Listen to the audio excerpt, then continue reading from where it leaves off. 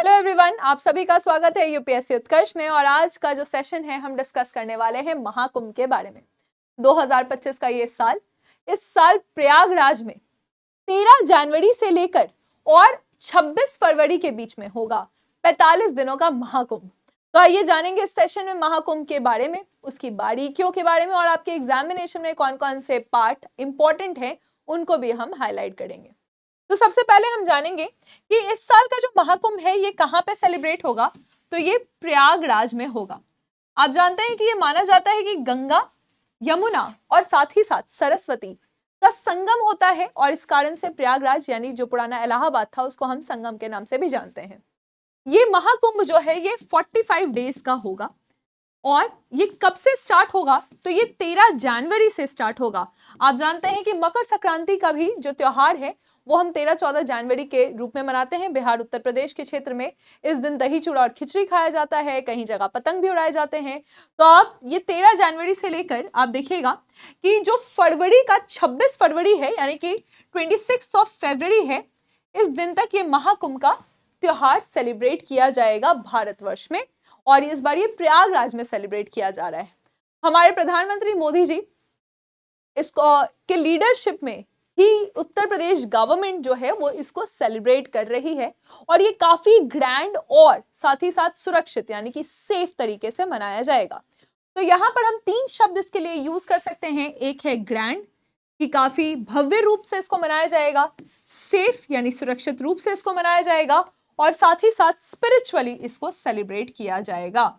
Spiritually इसको celebrate इस बार किया जाएगा। ये 3 शब्द हम यहाँ पे इस्तेमाल कर सकते हैं। ये माना जा रहा है कि इस बार के महाकुंभ में करीबन 40 करोड़ लोग आएंगे।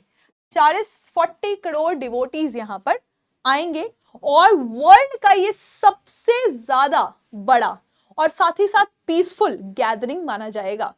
और लोग यहाँ पर गंगा यमुना के संगम में डुबकी लगाने के लिए या नहाने के लिए, होली बाथ जिसको रिचुअल्स कहते हैं, उसके लिए यहाँ पर आएंगे।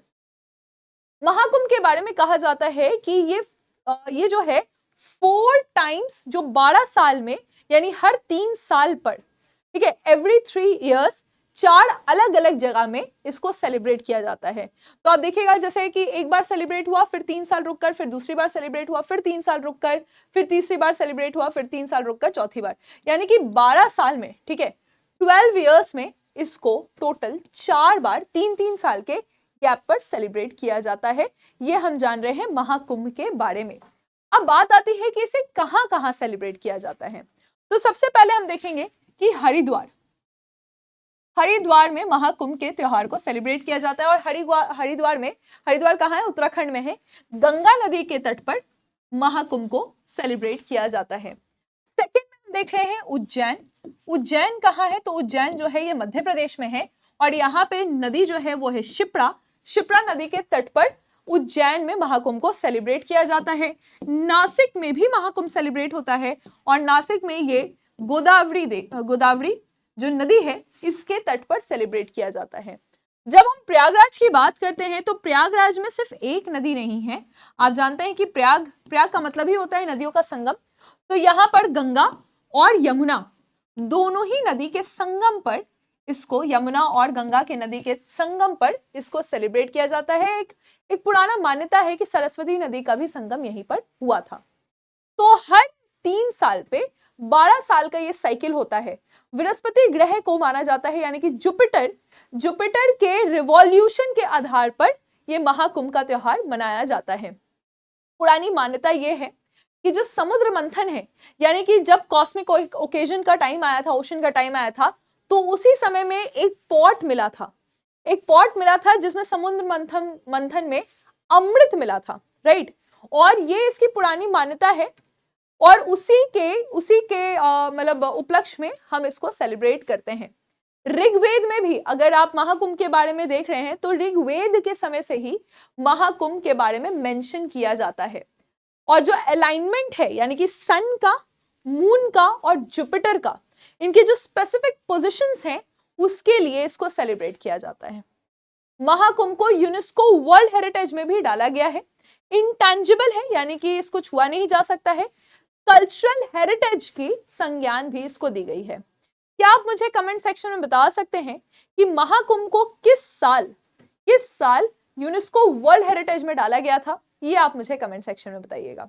इसी तरह से हर एक न्यूज शॉर्ट में और पूरे एक्सप्लेनेशन के साथ, यानी एक अच्छे अंडरस्टैंडिंग के साथ और कम समय में आपको समझना है तो आप यूपीएससी उत्कर्ष को सब्सक्राइब कर सकते हैं और हमारे शॉर्ट वीडियोस को लाइक कर सकते हैं।